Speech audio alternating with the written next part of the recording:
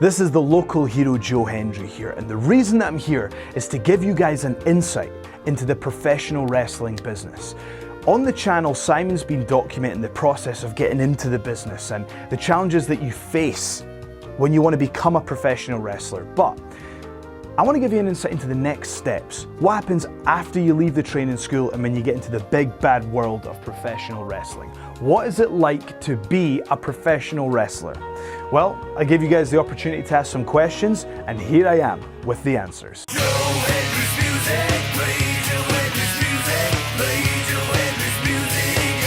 So the first question is from @JohnnyGaines, and he's asked, what's a good weight training and cardio routine? What would you recommend for someone looking to get into the wrestling business? What I would say is that when I got into the professional wrestling business, I made the conscious decision this just wasn't a hobby or a pursuit for me. This was everything. This was all or nothing. So it becomes a lifestyle.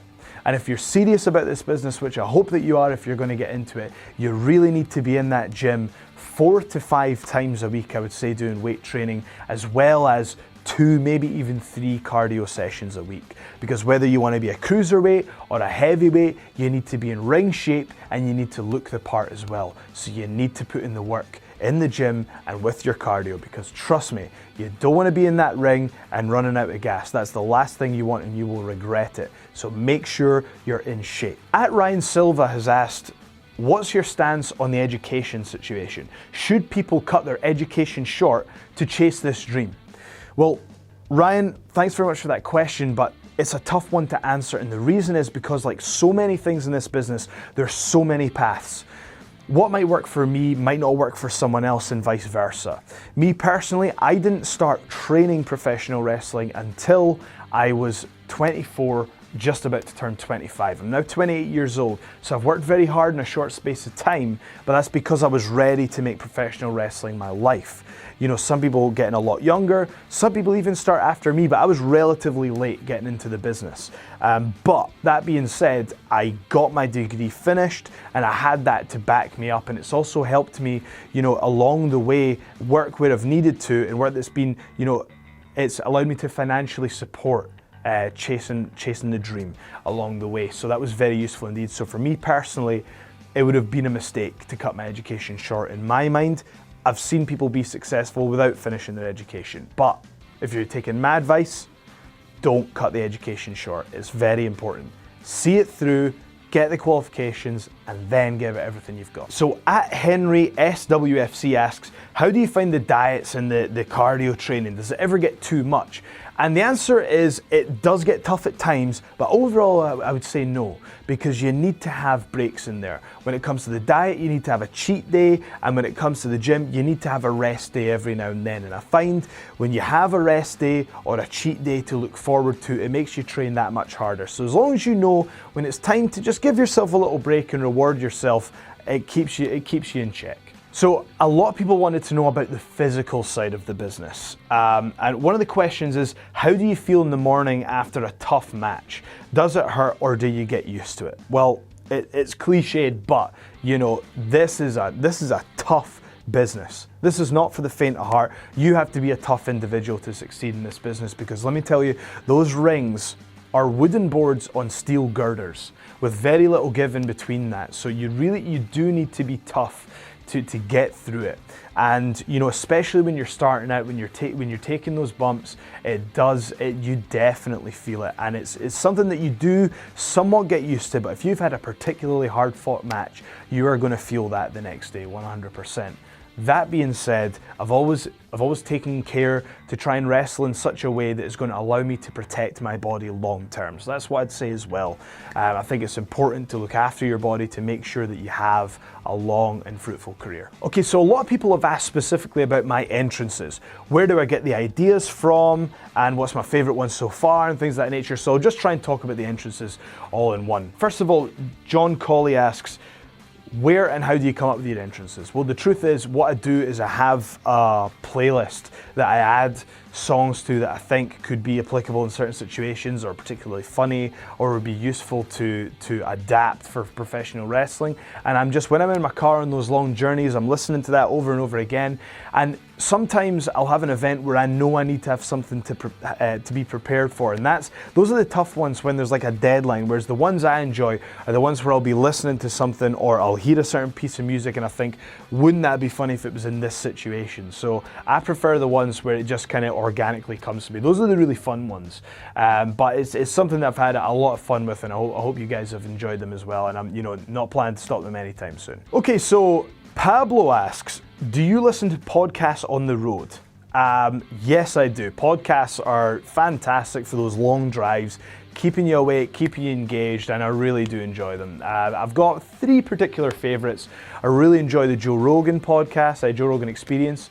I listen to You're Welcome with Chael Sonnen, and for wrestling wise, Talk is Jericho is absolutely my favorite podcast when it comes to that. So those are the 3 ones that I have to catch every single week without fail. But yes, very much enjoy them. And the thing I really enjoy about Talk is Jericho and the other wrestling podcasts as well, such as Steve Austin and Jim Ross, is that they're actually very educational as a professional wrestler. And I feel that it's almost like they say that you learn more in the car with veterans of the business than you would in, like, for example, a training seminar or in the ring or something like that. And I think that the reason the podcasts are useful is because it gives us access to knowledge in the business to help us improve as performers without actually having to be there.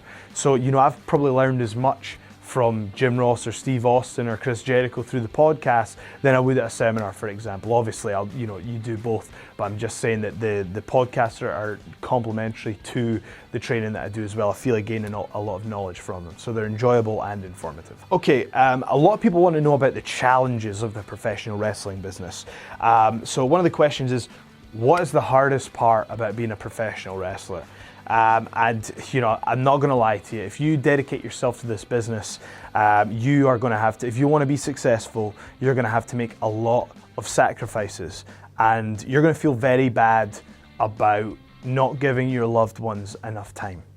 That is the hardest part of this business. I have dear friends and family that I wish I could spend more time with them, and you feel a sense of guilt, but you'll find your true friends and your family will want you to pursue your goals, and they will understand in the end. But it's something that is very difficult indeed. That's what I would say is the biggest challenge. I wish I had more time with the loved ones in my life. But I'm very lucky. They're very understanding. So that is the hardest part for me, I would say. One question is, what's worse, long drives or wrestling people that you don't get along with? That's a very interesting question. I've heard it described in many ways, but wrestling is just like any other endeavor in life. You will have people that you get on with very well. You will have people that you don't get on with. Always try and treat people well, but at the end of the day, we're professional wrestlers. We've all got huge egos, and those egos are going to clash. So when we have arguments, they're 10 times bigger than they would be in other fields. So it sometimes makes for some interesting situations. But I actually have no problem with wrestling anyone, and I think most wrestlers would tell you that. A true professional, in my opinion, is someone that can separate personal stuff like that from being a professional.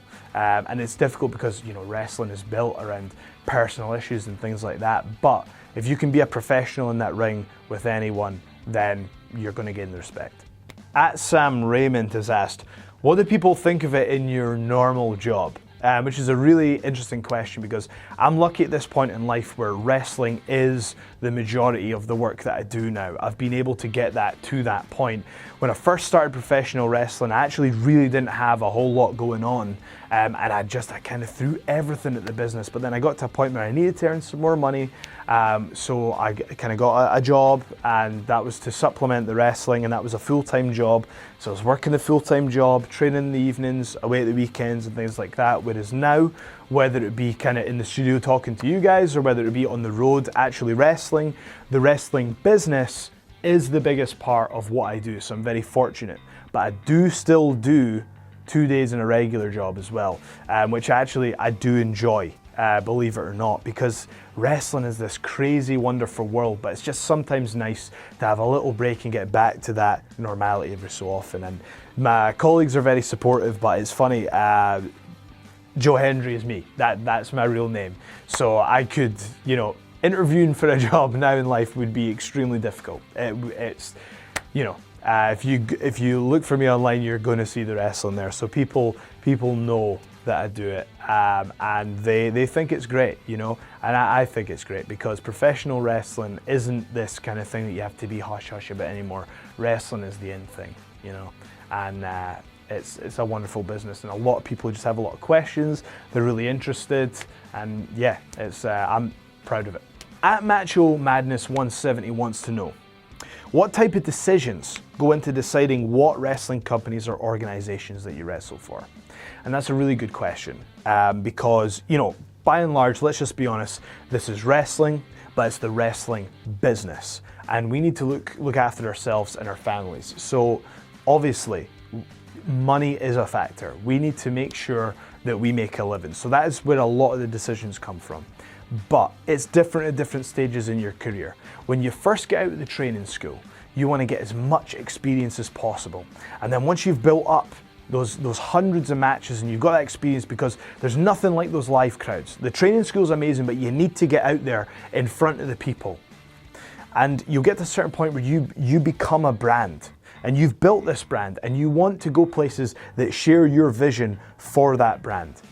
Now, a lot of the time it's about figuring out, where do you, as a brand, like in my case, where does Joe Hendry fit into WCPW or NGW or something like that? Sometimes it won't fit, and it's not necessarily a bad thing, it's just not right for either party, But usually you can find something that works, and that's what it's about. It's building a trust between those promoters, and it's working for good people who share your vision. At Double M210 says, they said on WCPW that you're trying for the 2018 Commonwealth Games in wrestling. Are you going to try for the Olympics? That's a tough question to answer, because obviously the Olympics is the pinnacle of sport, but I am primarily a professional wrestler, and that is what I focus my time on. So to be an Olympian, amateur wrestling would need to be what I absolutely live and breathe.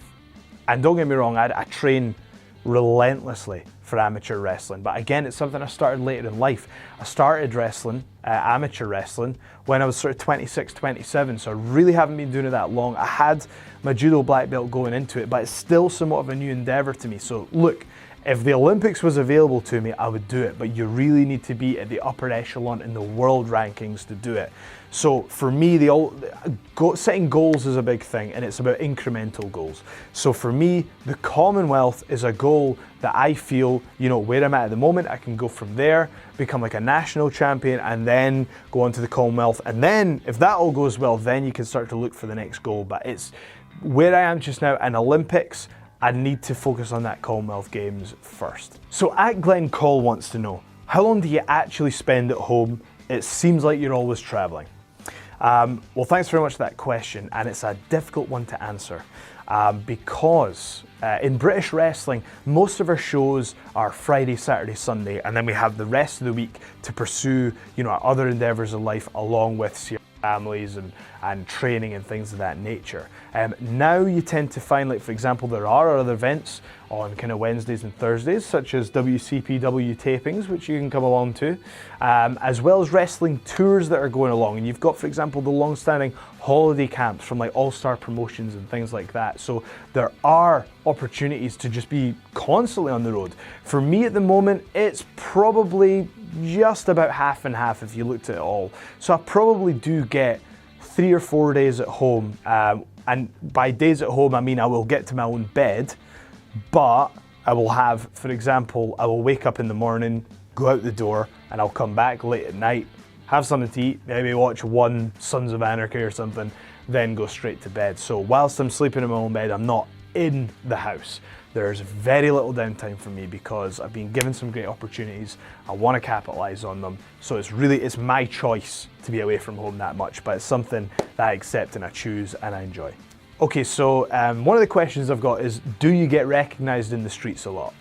And the answer is maybe not as much as you would think, but I think I and probably a lot of other wrestlers quite enjoy that, because we love to get recognition for what we do. We all do. But it's still nice to have that balance where I like it that fans feel they can come and speak to me if they see me, but still I can live a relatively normal life and most people might not know who I am. So there'll be an occasion where I'm in the supermarket or a restaurant or something and someone will come up to speak to me, and you know, if you do see me, please do come and speak to me, and I'm sure a lot of the other wrestlers feel that way, but we still enjoy just that little bit of anonymity of being able to go and do things without being recognised. So at the moment it's great because we kind of get the best of both. Another one about my entrance themes. At Tyler Harper 13 has asked, what's your favourite entrance song that you've done so far? For me, it's not about what I enjoy. I go off on the reaction of the fans. What ones do they enjoy? So the ones that they react to are the ones I tend to have a soft spot for. I'll tell you, the ones that are difficult is when you have to do an entrance song and it's, you know, portraying one of your friends in a humorous light, because it's almost like that thing where you have to go even further with your friends and the people that you respect. And like, two examples for me would be, I had to do one on Mikey Whiplash, who, you know, was one of my main trainers, you know, so to kind of do a video on him was pretty tough to do, but it just needed done, you know. The entertainment of the fans always comes first, and that's the thing they get. So, and also Joe Coffey as well, myself and Joe Coffey are good friends, so to do a video on him was quite tough, but you know, the guys see the humorous side of it and they understand that we're trying to entertain here, you know. So occasionally, you know, am I going to sit here and say that people don't get annoyed by it from time to time? Of course they do. And by doing these videos, I accept the fact that I might have to go in that ring and things are going to get very heated very quick. But that's something I accept, because those videos are, the primary goal is to entertain you guys. The next question is from @Jack_the_jobber. And he asks, how long did it take you to make my custom entrance gear? Well, Jack, I'm not speaking to you because of your actions, but not very long, because Joe Hendry is a premier athlete, and I don't want to be wasting my time on people like you, people who aren't loyal like you. So maybe one day I'll forgive you for what you've done, but not today. Not answering questions from you. Okay, so coming to the last question now. It's, who would you like to wrestle in WWE? Well, you know, there's so many. Obviously, you know, the WWE is the top company in the world. It's got super talented athletes, and there's so many people on that roster that I would love to get in that ring with. But two for me. I've got maybe 5 to 10 dream matches, and two of them are John Cena and Brock Lesnar. For me, those are the two guys that I would want to face. John Cena he's the face of the company, and he's been the face of the company for over a decade now.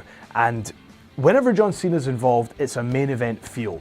And I want to get in the ring and face John Cena, and I fully intend to do so. And the same with Brock Lesnar. Brock Lesnar is a special attraction, and he's not only in just his presence, but his strength as well. And that's somebody that I want to step in the ring with as well. So the two answers, John Cena and Brock Lesnar. Okay guys, I hope you've enjoyed this Q&A with a local hero. I might do more of these, see what you guys think about it. If you have anything else that wasn't covered, feel free to comment below. But thanks very much for checking it out. I've been the local hero, and I shall see you next time.